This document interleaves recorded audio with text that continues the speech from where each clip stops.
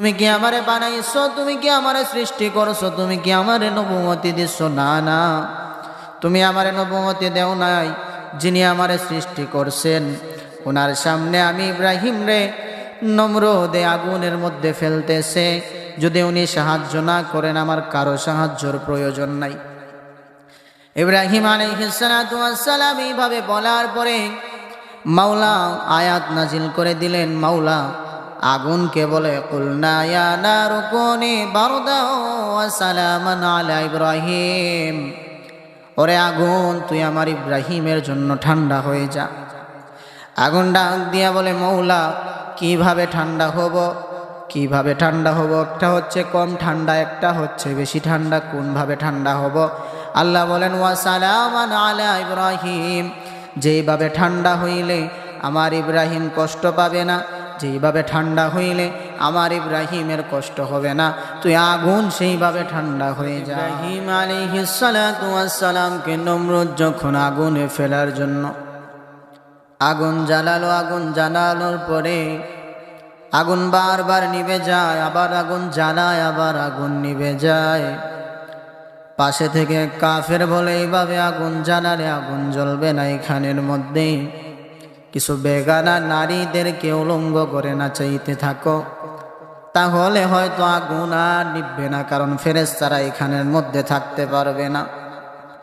হযরত ইব্রাহিম আলাইহিস সালাতু ওয়াস সালামের সামনে যখন এইভাবে বেগানা নারীদেরকে উলঙ্গ নারীদেরকে নাচানো হলো, আগুন দিয়ে দিল। আগুন দেওয়ার পরে ইব্রাহিম আলাইহিস সালাতু ওয়াস সালামকে আগুনের মধ্যে ফেলা হয়। ইব্রাহিম পুড়ে না, ইব্রাহিম পুড়ে না। পাশে থেকে কাফের বলে, নমরুদ এইভাবে ফালাইলে আগুনের মধ্যে ইব্রাহিম পুড়বে না, ইব্রাহিম রে উলঙ্গ করাইয়া দেও, ইব্রাহিম রে উলঙ্গ করাইয়া আগুনের মধ্যে ফালাইয়া দেও। আগুনের মধ্যে ফালালে হয়তো ইব্রাহিম পড়তে পারে।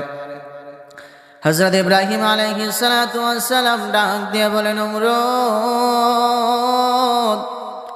ওরে নমরুদ, আমার গায়ের কাপড় খুলিও না, আমার সামনে বেগানা উলঙ্গ নারীদেরকে নাচাইছো, আমি সহ্য করে নিছি, আমার আগুনে ফালাইতেছো, আমি রাজি আছি, আমার উলঙ্গ করিও না, এতগুলো মানুষের সামনে আমার বেইজ্জতি করিও না।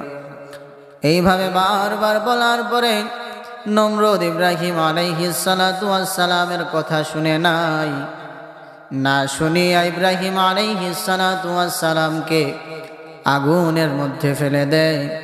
উলঙ্গ করিয়া যখন আগুনের মধ্যে ফালায়, জিবরাইল আলাইহিস সালাতু ওয়াস সালাম তখন ইব্রাহিম আলাইহিস সালাতু ওয়াস সালামের কাছে এসে বলে, ইব্রাহিম, ও ইব্রাহিম, তুমি কি চাও আমি তোমাকে সাহায্য করি, তুমি কি চাও? ইব্রাহিম আলাইহিস সালাতু ওয়াস সালাম ডাক দিয়া বলে, ভাই জিবরাইল, তুমি কি আমারে বানাইছো, তুমি কি আমারে সৃষ্টি করছো, তুমি কি আমারে নবুয়তি দিচ্ছ? না না, তুমি আমারে নবুয়তি দেও নাই। যিনি আমারে সৃষ্টি করছেন ওনার সামনে আমি ইব্রাহিম রে নমরুদে আগুনের মধ্যে ফেলতেছে। যদি উনি সাহায্য না করেন আমার কারো সাহায্যের প্রয়োজন নাই। ইব্রাহিম আলাইহিস সালাতু ওয়াস সালাম এইভাবে বলার পরে মাওলা আয়াত নাজিল করে দিলেন। মাওলা আগুনকে বলে, কুলনা ইয়া নারু কুনি বারদাও ওয়া সালামান আলা ইব্রাহিম, ওরে আগুন তুই আমার ইব্রাহিমের জন্য ঠান্ডা হয়ে যা। আগুন ডাক দিয়া বলে, মৌলা কিভাবে ঠান্ডা হব, কিভাবে ঠান্ডা হব? একটা হচ্ছে কম ঠান্ডা, একটা হচ্ছে বেশি ঠান্ডা, কোনভাবে ঠান্ডা হব? আল্লাহ বলেন, ওয়া সালামান আলা ইব্রাহিম, যেইভাবে ঠান্ডা হইলে আমার ইব্রাহিম কষ্ট পাবে না, যেইভাবে ঠান্ডা হইলে আমার ইব্রাহিমের কষ্ট হবে না, তুই আগুন সেইভাবে ঠান্ডা হয়ে যা।